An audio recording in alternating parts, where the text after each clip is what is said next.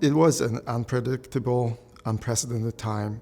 It was March of 2020 when the governor issued executive order, stay home, stay safe.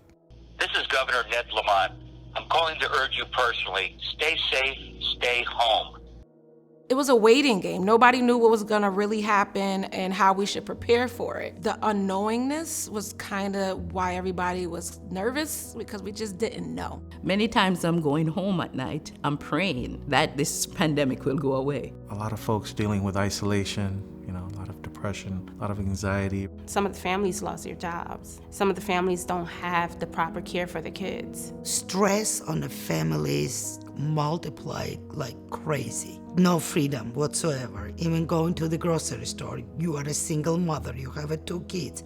You cannot bring your children to the store because only one person is allowed. We have individuals in wheelchairs. We have individuals with seizures. We have individuals with behaviors. There's a lot of need here. There's always someone coming in asking for help for anything. And it was difficult, it was something new for everyone. From having this place full of laughter, full of people talking, full of people doing different things, to not having anyone at all, it was very difficult. Bills are rising. More food is being eaten, more electricity is being used, more hot water is being used. So how does my staff work from home and provide these services to our families? Our clients come to Catholic Charities because they need some support in some areas. They may need diapers, they may need help with food, they may need help with employment services, education, or even all the way up to our developmental disability services clients who actually need us to provide care and support for them 24 hours a day. Many organizations actually could shut down and send people home. That isn't the case for us because our clients had significant needs before the pandemic and they increased dramatically during that time.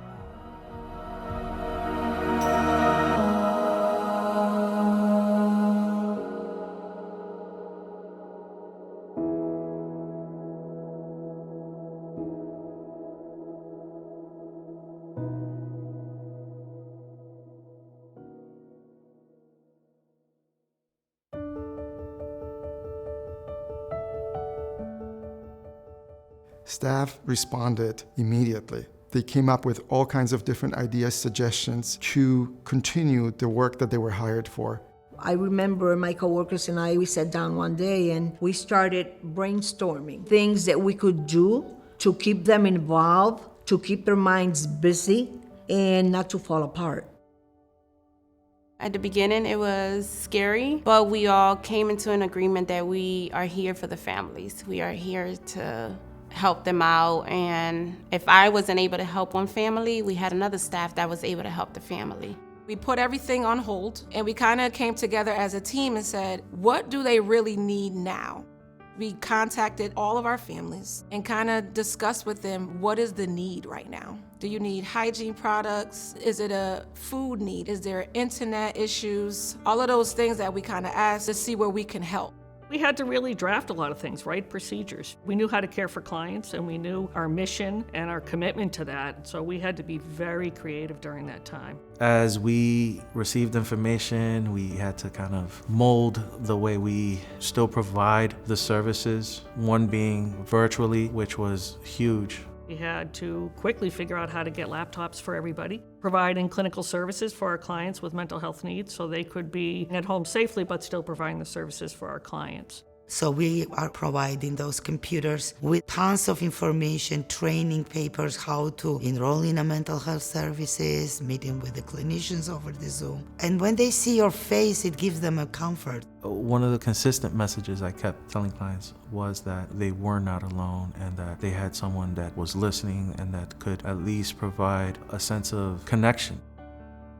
In our school readiness, early childhood programs, we figured out pretty quickly how to read stories over Zoom, and we sent activities and materials home for our students so the parents could have things to do with them. One of the biggest issues during this time was internet, because now students have to go to school online remotely. So now we come into an issue is, do these parents even have internet access at all? And then can they get it? Can they pay for it? All of those different issues came up. Bigger than the after school program and all the other things that we provided, and more worrying about what do they need to survive at this time.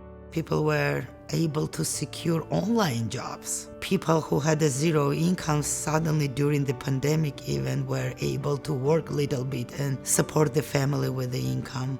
It was really stressful in the beginning because we had to basically adapt. The way that we facilitate our food pantry here, we have the actual clients come inside from the front and they exit through the exit doors in the last room. So we kind of had to change it up a little bit. So what we ended up doing, we bagged up 3 bags per family and we basically just opened the doors and just gave them out to the community. If I knew that there was a need for groceries, I would go out, get the groceries, and I would drop them off at the door. And we used to pack them, put them on the dial ride bus, and I would take them myself.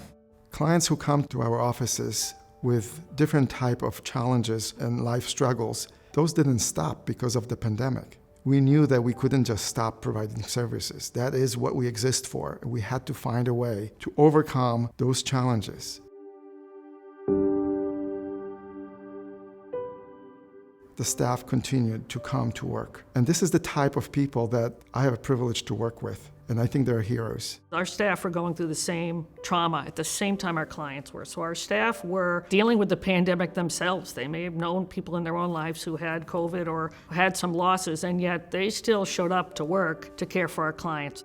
We heard about one of the group homes that had the virus at the time, and staff got scared. But our staff didn't back down. They still go to work. They still attend to the residents. None of our staff ever back down from the work that they're doing. For me to call them and say, I'm on my way, I am bringing you milk and bread, I am bringing you food, you could hear it in their tone of voice, how appreciated they are.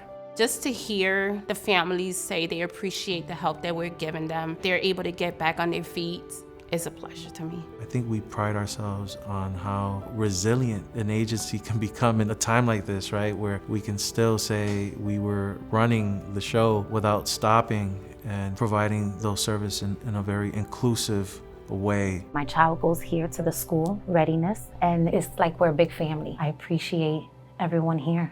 Whatever it takes, no matter what happens, a pandemic or whatever else might come our way in the future, Catholic Charities has been here for over 100 years. We're going to be here for another 100 years, and whatever comes, I'm confident we'll rise to that occasion. I'm very grateful to work with my staff and everyone that is making our work possible. That includes our donors, our benefactors. People generously responded to our appeal for help to fund the additional expenses that inevitably became part of our reality when the pandemic came upon us. We have been able to do this for 101 years, and we won't be able to continue without generous support of our donors and benefactors. During this time, I was blessed. I had my health and I had my job and I had a place for me and my son to live. And these are the things that our families that we work with worry about on a daily basis, even before the pandemic. It just taught me to be grateful about the things that we have and also about what we can do.